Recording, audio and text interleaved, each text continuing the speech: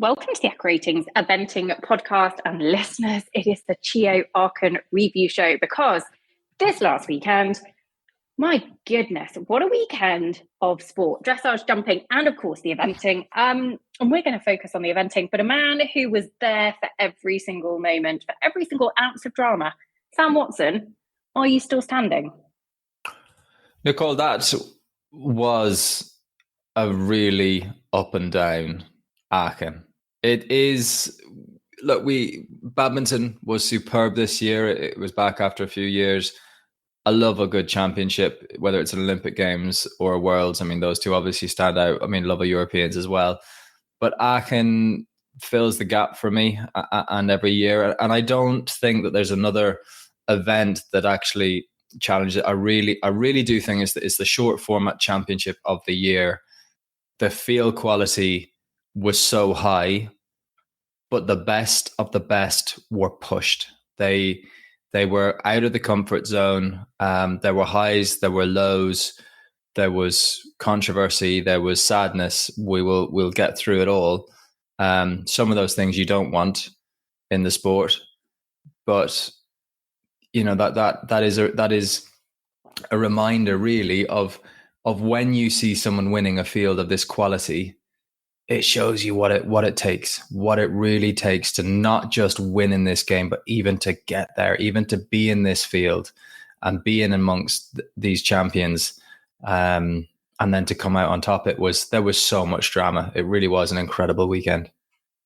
Can we start with like the elephant in the room of the drama? Because it was the final moments of Michael Young. Has he become the first rider to win Aachen on 3 different horses? Or was it going to be Sandra Orforth, his teammate, on so many different occasions, that was still going to take the win for the home nation? But her second Aachen title, she won it previously with Opgun Luvo. And we'll start with, I think, the winner, Sandra Orforth. Her cross-country round was superb. I thought she was brilliant in all 3 phases. And actually, this horse was very impressive at the German National Championships at Le Moulin. She ran him really slowly cross-country. Basically, all eyes were on Aachen, and this was very much their sort of game plan. So she comes home. She's sort of topping the table, so to speak. And then Michael Young is the only one that can beat her when he's out on course. Just talk us through the drama. What did you know on the ground out there in Aachen about the missed flag penalties and sort of what was the atmosphere like? Was it just that Michael Young was brilliant, or did you guys know that something might be amiss? Well, I mean, for me personally, it was coming up. We're always checking in on the scores, and the question marks were there. And then when you see the replay of it, my initial reaction is that, look, keeping things very, very simple. A horse's shoulder is the outside of his leg, just being from an anatomy point of view. So if a horse jumps with the flag between its front legs, it's very hard to see how the shoulder is going to be inside. So I thought, no, he's in trouble. That should be penalties. Until you've been in a decision making position, I don't think you're in a place to give too strong an opinion. But it certainly felt where I think we're in danger in the sport is if we almost encourage people to always appeal decisions, that they'll be changed. So it was more that it took a while for the question marks to go. I thought it took a reasonable amount of time for the question marks to go. So when the question marks went and it was given as clear for a few hours, I think everyone thought, oh God, he's got away with it. And that's probably not the right call. So in the end, it was the right decision, in my opinion. So other people might have an opinion, but on the ground, Nicole, to answer the question, that was the feeling for sure. The feeling that there was an awkward 2 hours, an uncomfortable 2 hours where people thought that we'd had the wrong winner, which is a complete turnaround to Tokyo, where I think unless you were on the British team, you probably felt that Mickey was on the wrong side of an objective decision. Though there's no subjectivity with the pins, but I think everyone was feeling like, God, these pins, we sort of had arrived without warning a little bit, the yellow pins, and everyone had been caught a little bit off guard, and it felt like that those penalties were not right, and that Mickey should have been at the top of the leaderboard on that occasion. This time, it felt like it was the right decision, but the 2-hour period where one decision appeared to have been made and then it was reversed, I think that's something that we want to try and improve on. And again, I'm going to be very realistic that I'm not in there trying to decide who is the winner of Aachen. And with being in the spotlight comes pressure, and it is very easy to make decisions and give comment when you're not under pressure. But we need to look at it, because it looks like from badminton with Oliver's flag and from here, and I know they've sort of happened in reverse orders. One was penalties being put on, one was penalties being put away.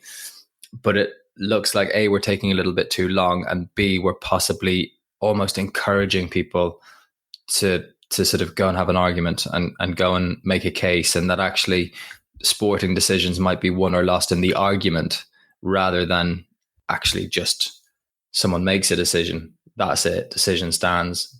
Done. I think that would be better going forward, because then we wouldn't all feel like we have to go and argue our case. I think it's interesting, certainly from my perspective, watching at home, it felt like the question marks were there for quite a long time.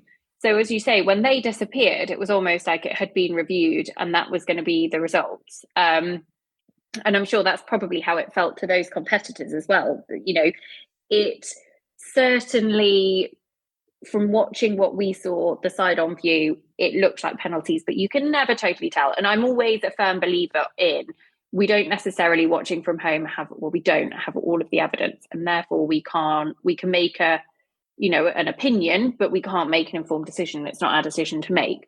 But certainly it looked like it was the one moment in what was otherwise a pretty flawless round, to be honest. We'll talk about that in a little bit more flawless detail. Week. Yeah, a pretty flawless week. And do you know what surprised me was, so we did some updates, obviously, on our Instagram of using Prediction Center through the eyes of Prediction Center. Mickey was a clear favorite before the competition. He at 31%, we said, right, a 1 in 3 chance of winning, which, given the strength of the field, was really huge and really impressive. He pulled ahead after dressage, because we'll go into who sort of disappointed a little bit there in the dressage. I would say there was probably more underachieving than there was overachieving in the first phase, to be honest. And then obviously with the clear show jumping round, he pulls further ahead.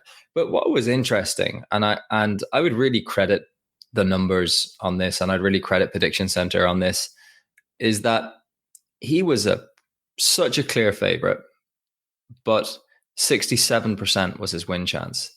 So the feeling is that, like, yeah, obviously you don't need a computer to tell me that Mickey is the most likely winner of this by a mile. You don't need to tell me that. But 67% is the crucial part of this. The predictions that are saying 1 in 3 times Mickey is not going to win tomorrow on cross country day. That to me felt wrong. I was like, well, no, I think he's going to win this 9 times out of 10. Is probably where I would have gone intuitively. But again, when you crunch the number, when you dig into it, and you see so many good horses that have had cross-country penalties, from your Arctic Souls, even a classic Moe has had cross-country penalties.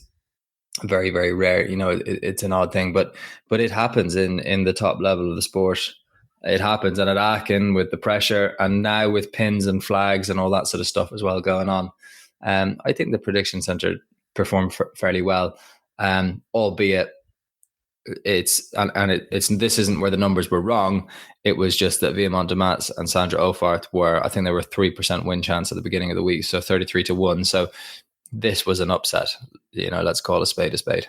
I would be so, and it's interesting going back to Dee and Tilly did a really interesting kind of post dressage and post show jumping debrief that's available to go back and listen to, listeners. And they were chatting around, is it too predictable that Michael Young was going to win? Does that make it boring? And actually, he was brilliant in all 3 phases, bar that one mistake. Mistakes happen. You know, it is what it is. And I don't think we can let that take away. I've no doubt it will only make him very, very hungry and very, very dangerous at Compratoni.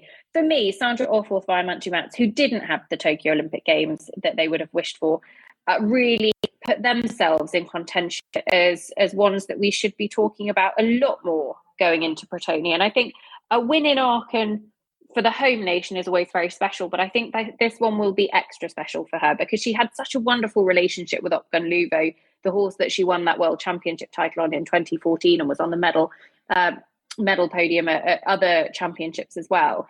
But this is sort of a new era and a horse that actually sees her with every chance of going for a podium in Bretoni. Yeah, for sure. It is not a surprise that Viamont de Matz finished on a 29.5. It's just a little bit of a surprise that they won. This horse has a career PB on our ratings from Le Moulin in 2020, finishing second, splitting SAP Ashapi for Ingrid Klimke, who is the winner that day, who is one of the most exciting horses to come through, certainly on ratings. I know we've not seen Ashapi for a couple of seasons, unfortunately, but a horse that showed us an awful lot in those first couple of seasons at 4-star, and ahead of, again, Vasily Delassos, who they were ahead of here. This was back in Le Moulin 2020, but finishing on a 26.6 at the Le Moulin 4-star short. And they've done it again at Le Moulin. They've done it at Marbach. So, Le Moulin in 2021. So last season finishing on 27.1. Le Moulin, the German Championships, is not the easiest place to make the time, the 4-star short. It's probably not as hard as Aachen was yesterday, but it's not easy. So 26.6, 27.1, a 28.7 finish in Marbach. That was in 2021 as well. And even going back to Strugam in 2018, which is going back a long way, but a 28.8 finishing score when they won that day. Those are all not just sub 30 finishing scores, but they're also triple figure HPRs. So 101s and 102s, really, really high rating. So that's why this horse was at the Olympics in the German team. And they're a serious threat. I think what people will be asking now is Germany as a whole, when you look at the team, because whilst Viamont de Matz clearly has class, and that's just been shown there in no uncertain terms, there's a little bit of risk on the table, just a little. Most teams would give their right arm to have Viamont de Matz in their team. But, added to that, Mickey's pin and flag, I don't read into it too much, but it shows that no horse is void of risk. And then, it wasn't a good day for Ingrid with runouts. Julia did look good on the cross country. The first race didn't go according to plan. I don't think I'd hold that against her too much. She was ninth, probably not in full throttle on cross country. But are the Germans just a little bit of risk in there? Would they go with J'adore Moi and Sophie Loibe, who had a mistake in the 5-star at Le Moulin? I just think whichever team they go with, you don't have to go back more than 12 months to pick some cross-country penalties in all of them. And I think that's what will make Bretoni quite exciting. But they're all capable of delivering winning performances on the day. And interestingly, yeah. I felt that Sophie Loibe had really something to prove here because Le Moulin hadn't gone to plan. She was the Buccolo winner. Dee, I know, has spoken about her a lot on the podcast so far this year. And actually, she looked so secure in all three phases that I think she's probably actually sewn up an invitation to Bretoni, I would imagine. Obviously, listeners, pure speculation, not part of the German selection team. I mean, I say that I possibly won't. But I think not.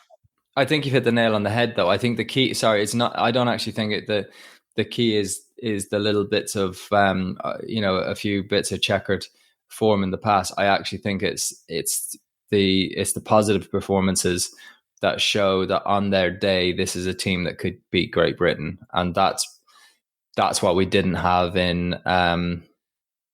We probably didn't. We felt like the Brits were pretty clear going into Tokyo and definitely for sure going to Avanche. So they've had it a little bit easy, I think, for a couple of years, the Brits, and maybe they might be asked to work a little bit in Bretoni.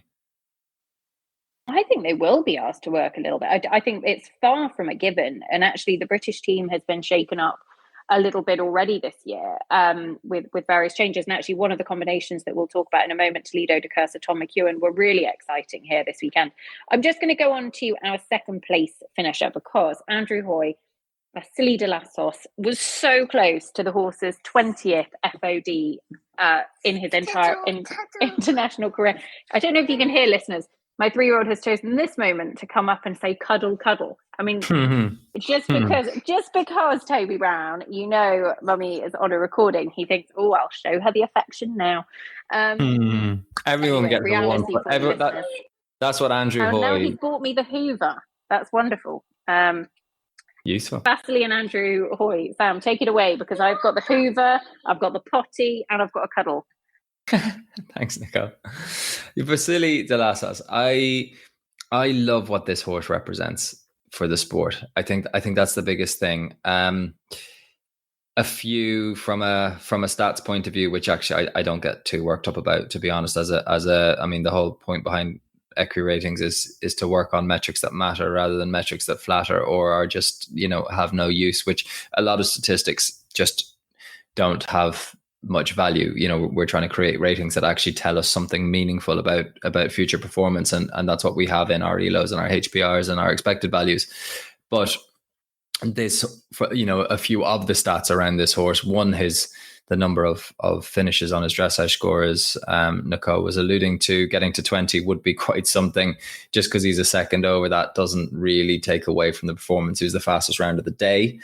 We'll get to someone who might have been faster had it not been for the water in the main arena in a moment. But his consistency and again, he's not won an international event. That's an interesting one. But I love that. Again, I love that because it shows us that Andrew does not try to just go and win competitions that, as I say, would be a something that flatters rather than something that matters. Andrew brings Vasily to the events that are, I mean, Aachen is the best in the world when it comes to short format. And even where he chooses to campaign him throughout Europe, it's very thought out. His program is very thought out. How many times he runs them and where he runs them is very thought out. And that shows, I think, a bit of precision in the performance and a system and thought going in behind it as well. But what I really mean when I say I love what this horse represents is this is the true event horse. This is the all-rounder. He is not the horse that breaks records in the first phase. He's the horse that goes around cross country and you have to double take and say, are they going for the time? Are they just having a schooling round? It's incredible, and that's what it should be. It's what we're missing a little bit. I think the world has correctly started to play a different game. If what you want to do is win, I can see. I mean, correct is wrong. I say that reluctantly, but having these flashy dressage horses that are really designed to do dressage does get you ahead in the first phase, and you take a chance on cross country. You push them to the limit on their natural speed because they're not designed for speed. But you really get them very fit and you ride them very fast. You don't set up for fences too much. You keep riding, but it's riddled with risk. I don't think it's good for the long term of the sport. They get tired. It starts to look a little bit uncomfortable. Horses out of their comfort zone on cross country, whereas this horse being competitive in all three phases. But particularly on the cross country and particularly how he looks so comfortable on cross country. It is a joy to watch Vasily de Lassos do his bit, and Andrew Hoy obviously clearly enjoying doing the steering. I tell you what, you wouldn't retire when you've got a horse like Vasily in your stable, would you? You'd be absolutely going because he just...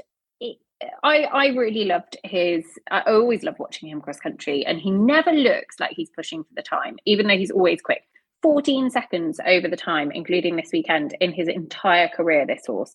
28 internationals, 14 seconds over the time. That includes an Olympics, a World Championships in Tryon, numerous 4-star long formats, 4-star short, which is arguably the toughest level of competition to achieve the time at, and only 14 seconds cumulatively has he been over the time, which is just incredible. But for me, I loved his show jumping because he came in, it was the first clear round inside the time that we saw over a tough enough show jumping track. I think there were 9 clear rounds inside the time, which, you know, it played its part on the leaderboard, but he just made it look so easy. He was a pleasure to watch. And there's some horses that you can really kind of take a breath and relax and enjoy watching them. And he's certainly one of them. Do you know what's interesting, Nicole? Well, you know, when you said that about his cumulative things about his time penalties, I had a look at his ELO, because the ELO is measuring the quality of opponents that you beat and the consistency with which you do it. So he doesn't sacrifice, you know, schooling rounds on a you know, at 4-star level and sort of go, oh, I'm just going to go out there, mosey around 2 minutes over the time and sort of sacrifice a run, which would drop your ELO rating. This was already the really the third highest rated horse in the sport right now. Behind Fisher Chipmunk was 904 on the ELO. I'm going to omit SAP Hellbob because Bobby basically retired now after the Nations Cup in Bertoni. What a career he had. He was on 856. He deserves a mention. But in terms of active horses that we're going to see in the end of this season, Ballamore Class would then be second on 824 with Vasily de Lassos on Ballamore Class 828, Vasily de Lassos 824, London 52 821. Nothing between those three horses, but Vasily splitting Ballamore Class and London 52. Of course, we've been through this on overview shows. Of course, London 52 possibly the most likely winner if they line up because of his strong first phase. But in terms of the quality of the CV, the consistency with which they perform, Vasily will overtake Ballamore Class with that Aachen result for sure. And Fisher Chipmunk will drop a few places. He won't. The roles won't reverse, but Vasily de Lassos will be the second highest rated horse in the world on the ELO after this, which is quite something. And it's not then beyond the realms of possibility that some sort of a whoopsie befalls Fisher Chipmunk again in Bertoni, and Vasily de Lassos performs as he has, you know, as he's kind of accustomed to doing in Bertoni, and he keeps growing that ELO, and maybe it's not a complete outside chance that he could be the top rated horse in the world at the end of the year. I don't think that's likely, but it's possible. But give him credit, he's number 2. And as well, as much as I credit Vasily de Lassos for how he does everything, you must credit the man in the saddle, because yes, we love the horse and he's a superstar, but it takes 2 to get that, guys. Like it really does. Great horses make great riders, as much as the other way around also applies. Yeah, and there is no doubting Andrew Hoy's greatness. He has been at the top of the sport, and I think it's incredibly interesting how we've seen riders like Mark Todd, Andrew Nicholson, Pippa Funnell, you know, that have really bridged the gap in 2 very different sports. If we look back to pre, you know, 2003 or whenever it was that it changed, when it was the long format of the sport and everything else, you know, that is a very, very different kettle of fish to the sport that we see now, and a very different kettle of fish to the sport that we see now. You know, Andrew Hoy going to Aachen and excelling. Aachen only started, I think, in 2007, and yet he manages to be just as competitive now as he was then, and yet he's had to evolve over the years as well. Let's reference our final horse on the podium at Lido de Cursa, Tom McEwen, who came here this weekend. We spoke about them on the preview podcast, a little bit of something to prove post-badminton, or it certainly felt there was something to prove post-badminton. He was very, very impressive, actually. He was third after dressage, 26.4, in a test that wouldn't suit this horse. It was the 4-star short test that has all of the walk pirouettes. And it would always be an area that he would lose a few marks. And actually, a 26.4, he was very good in the dressage. And I really, really appreciated his show jumping around. I always do, Lido de Cursa, because he just is magnificent in that phase. But cross country, again, he was very, very good. He picked up a few time penalties, 6.4, which dropped him a place on the leaderboard. Ultimately, it could have been a win if he had been inside the time or a little bit quicker. But hey, you can argue that and discuss it if this had happened, if that had happened, all the way around. But he was very, very good for me this weekend. And it was lovely to see them looking back to their best after a pretty heavy fall at badminton. Yeah, you summed that up well. I think 16 seconds over the time is definitely not the limit of Toledo's abilities with regards to speed. Now, having said that, twisty, turny track doesn't suit Toledo, and but I think Vasily Delasas could have also made the time. By the way, I just what I love about Aachen is it shows the maturity with which the best in the ride world with which the best in the world ride. Definitely, Sam has been at Aachen all weekend. Listeners, you get to hear the uncut version of what happens on the Eck Ratings podcast today. Sam struggling to get words together, and Nicole dual tasking as she always does, without anybody ever knowing, because she's partly Wonder Woman. I was going to say, most of the time I just manage to style it out and nobody ever knows. But when they sort of come up and announce something, you're like, okay, I can't ignore it. I have to, go with it. But there was great maturity in this, and I think Tom will be delighted. I think it's everything that needed to happen. Toledo de Cursor is in top form. He's won some nice prize money here, and Tom has put a spell of misfortune. Really, I would say in many ways. Obviously, he's learned a few things. From I think with Toledo at badminton, I think he has admitted that he could have done things better, but you still get away with that on you often get away with being imperfect on cross country. But what the top riders do is they want to right that wrong, and they say, well, I don't want to leave the door open to chance. I actually want to ride with such a level of performance that I really de-risk this as much as I can. And whereas with Michael and Chipmunk, part of the reason for the flag was that he was really in full gear going to that corner, which was on a turn. And so you took a chance and it didn't go right. It didn't come up the way it needed to come up. He went for a little bit of room and the little bit of room was too wide on the flag. Tom just took some of that out by taking on 16 seconds. He wasn't going slowly, but he was riding with maturity. Big respect. The British team will be really pleased to see that, not just to have their individual silver medalist and their world champion team gold medalist back on track, but also I think to see that level of maturity from Tom McEwen. His talent is, everyone can see that, but this was a strong performance, I would say, mentally as much as anything else. Yeah, agree completely. A fun fact for you listeners, which I didn't put two and two together until this weekend, that Viamant Dumas, Sandra Orforth's ride that won here this weekend, and Toledo de Cursor are by the same sire, which I didn't realise, Diamant de Samilly.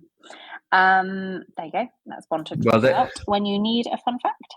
Well, and they could, Diamant de Samilly, just one of the all-time greatest show jumping sires, and these two are pretty good show jumpers as well. But it's great to have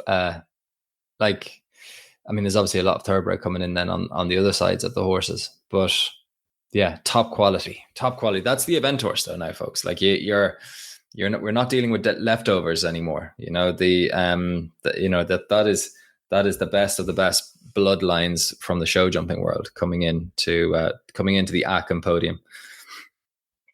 I wanted to give a big old shout out to the man who finished in fourth, actually, who I thought was very, very impressive in all three phases, but particularly his cross-country round. I thought the horse had come on massively over the last sort of couple of big runs that we've seen him at. Would have been Poe last year and Kentucky this spring. Finished fourth here, and that was Joseph Murphy with Calmaro. And this horse actually, his fourth place finish means that it's the highest placed Irish finish ever at Aachen. The best previous was Is It Power and Azure back in 2021, so last year, and they were ninth. So very, very impressive and really solidifies their form that they put in good performances at Kentucky and at Po last year, but here I thought they looked really classy cross country. Yeah, delighted for Joseph, and I think he worked hard to. I mean, like, this has been coming for age. Joseph has been able to ride good competitive cross country rounds for a long time. When it was Electric Cruise and Sportsfield Othello, that there could be a mistake. They were cheekier. Calmaro obviously needed his hand holding a little bit around Kentucky. After a good spin here last year as well. This horse was quick around here last year too, so that's twice. But just look more comfortable. That's the thing. It's when you're analyzing a competition, you're not just looking at what happened, you're also looking at how it happened. And how Joseph performed with Calmaro this week was super impressive. That's a massive result. Look at who he's in front of, as well as just who's ahead of him. It's a fantastic result. So your impression of Joseph Murphy is, quite frankly, he's not coming out. Every time I have a conversation with Joseph Murphy, I'm literally looking at him thinking of your impression, because it is that good. Can we have? I don't think, and I'm not sure if Joseph knows I do an impression of him. I mean, I do Yogi Breisner's. I mean, Joseph, you're in good company if you're listening to this. I mean, but no, because we're not going to, and we could easily, if you let me off the lead, Nicole, anything could happen here. Post Aachen madness, listeners, anything can happen. Okay, let's move swiftly on. So Jadot Moir, Sophie Lloyd, we've talked about, they finished in 5th, very good for the home nation. They were actually riding as individuals for the German team, which probably, I would imagine, if they'd have had them in their team, they might well have just snuck ahead of the Brits. It would have been very, very close. My mental maths isn't going to be quite quick enough to figure it out, but it would have been very close. You're right. Off the record, Will Coleman, who won 12 months ago, actually came back and put in a very, very strong performance to finish 6th this time. And Will had both of his rides inside the top 10. Chin Tonic, who looks really exciting for the future, rounding out the top 10 in 10th. But I think he'll go away from here a very, very happy man. Yeah, look, he wasn't. It's when you've done 2 really good dressage tests, it doesn't last long at Aachen, because you've got to go and show jump that night. So dressage and show jumping on the same day. So to chip a rail on both, he was deflated from that. But again, comes out and didn't leave much behind him now on the cross country, with 2 in the top 10. And off the record, the more impressive, really. I mean, he's the more seasoned one. He knows his way around here as the winner last year. Nice little bit of prize money. Good for him, keeping his eye in at the top level, in amongst the best in the world. He'll be satisfied, as you say, Nicole. Yeah, good for the US as well. Yeah, I think, interestingly, Chin Tonic, he has all of the ingredients. He can really mix it after the first phase with some of the best. He was second after dressage, 25.8. Obviously a very good jumper. I would be a little bit unsure how fast he can be cross country. Picked up 10.8 time penalties here, and Will did look to be travelling a little bit. So I'll be interested to watch his experience develop, obviously, as he gets a little bit older. I think the talking point with Amanda Mobile, we got to remember she, just starting this season a little bit later than planned. I think it was the dressage. It really was. She was the clear second favorite going into the competition with a 15% win chance, I think, and was with the 29. Dropped the most on Prediction Center as to, if you were to basically say, with regards to their chance of winning, who had the worst first phase, it was Julia, just because we expected her to be a good bit higher. A rail down as well is leaky for them. This is a good jumper. And so then I think to be the, 14 seconds over on cross country, again, it's not like Toledo, it's not slow, but it's just a sort of mature decision to say, I'm going to show that the horse is fit, is well, can jump accurately at pace, but I don't need to leave the rest of my season here. So that's where they are, I I agree, but I actually think that she probably, I mean, she said herself, lost a few seconds earlier on in the round, and I think she would have preferred to have been a little bit quicker. I don't think that was all totally tactical. Maybe she just played it a little bit safe, bearing in mind the horse. I mean, she ran really well at Wiesbaden, had a really good prep run there, and won on her final prep before obviously coming to Aachen. So lots to like. Let's just cover one more person in the top 10 that I really think deserves some airtime, because my God, he's brilliant. William Fox-Pitt, Little Fire. Just, I mean, you joked, Sam, on the preview show that he should retire. I mean, he was just brilliant all weekend. Yeah, and I would be joking with that now, folks, to be honest, because I've said it, I've mentioned his badminton round, and I saw him in person, and William is always, I mean, the stat about him was that of his last 132 rounds at 4-star short, he's only made the time 4 times, but 2 of them were at Aachen.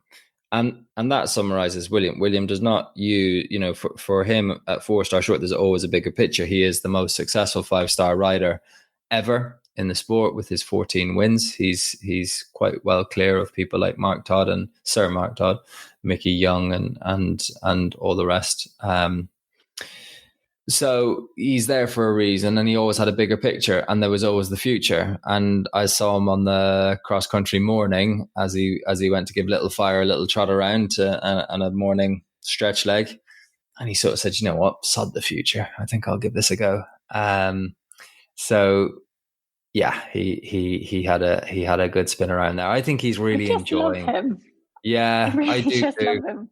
And I just have huge, and I'm so happy for him as well that he had a life changing fall, something really hard for him and his family to come through that fall in, must be in the end of 2015, and then I think to go to the Olympics being near, pretty much there, well enough to take him. I still think it's the right decision, but just that little bit of frustration of sort of possibly feeling like I'm just not quite 100%, like that must be frustrating.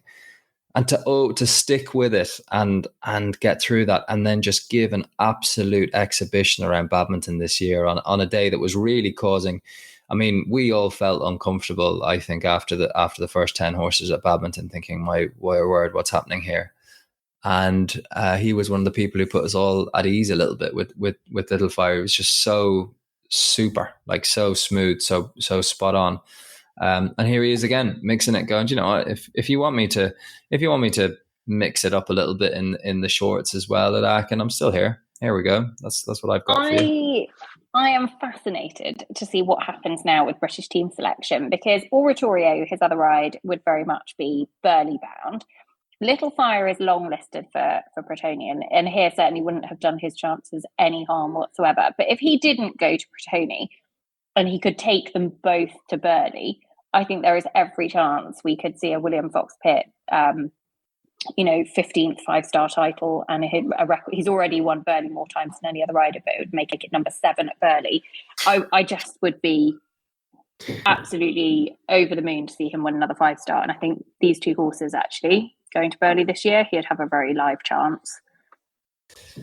Wow, 7 would be uncatchable. Well, I mean, nothing's uncatchable, but that would be incredible. It'd be pretty cool, wouldn't it? You're getting me excited about Burghley, though. That's the job. That's good. That's I know. Don't worry, listeners. There's something special coming for you very, very soon. Let's talk a little bit about a couple of those people whose weekend did not go to plan. First of all, I suppose Tim Price and Falco. Tim, Sam, you summed it up. An incredible display of horsemanship on the cross country. It was. Falco is careful. He is a superb jumper. Again, jumping breeding and all the rest. But he's a thinker as well. Like he had a really good dressage test there, 26.8 and stuff. But it's not always. Nothing is a gimme. He's not just massively straightforward. Temperament wise, he's a thinker.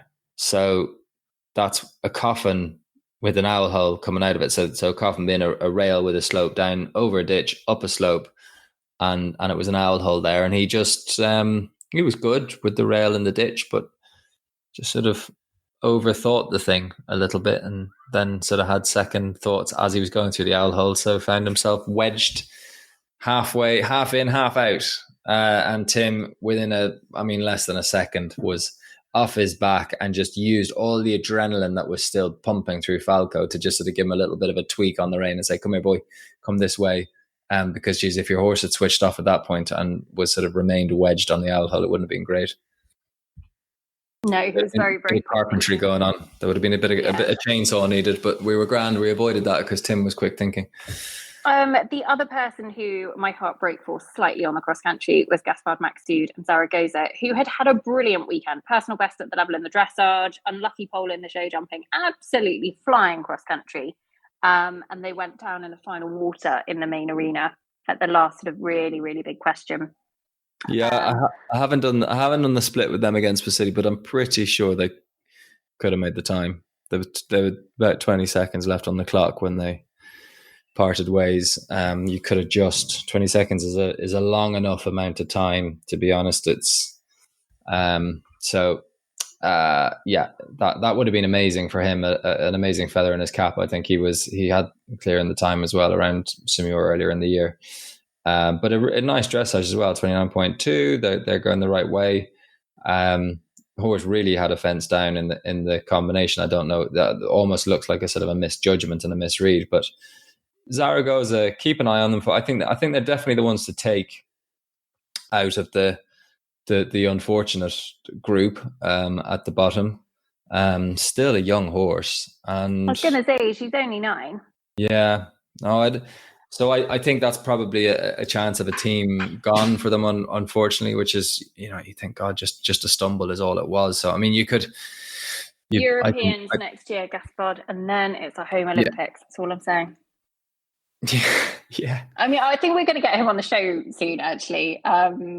He's a brilliant character. I think we'll get him on and we'll talk to him about it and find out what his thoughts are. Him and Fred Scott on the same podcast, that would be a handful. And the final thing that we really, really need to touch upon, and I know I mentioned it on the British Eventing show, which was out yesterday, listeners, was just the absolute heartbreaking news that unfortunately All-Star B suffered an injury out on the cross country with Ros Cantor, and unfortunately he is no longer with us. And he's just the most enormous loss to our sport. He's done so much for British Eventing, for Ros's career, was such an incredible character. And it's just one of those very, very sad days, Sam, that you touched upon at the start of this show, that, we would so rather it didn't come about. And our thoughts just go out to everybody, the whole of Ros's team, and just everybody who loved him. Yeah, absolutely, Nicole. And I think there's a variety of ways that you could go when you're talking about this subject. This was a reigning world champion, so a really special horse, and we could just delve through the CV, which he absolutely deserves. They're a fantastic combination, from Stragom Europeans to Burley's, Badmintons, and all the rest. So an absolutely awesome horse and a lot of love. But I think just to touch on, because there'll always be mixed emotions, when there's an injury like this.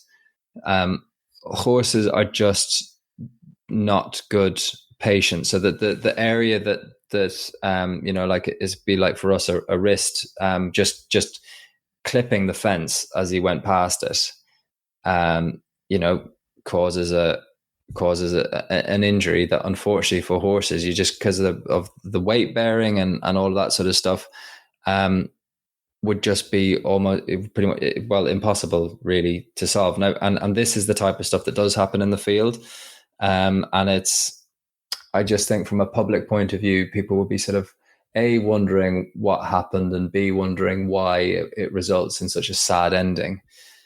And this is unfortunately this happens in the wild. This happens in nature. Now, not clipping a cross-country fence, but, we gallop on such safe, pristine, well-prepared ground, whereas even the horses galloping around my field, I'm trying all the time to sort of make sure there's no holes, there's no sort of branches sticking out that have fallen down in a store, that there's nothing that can cause any injury to them when they're out there.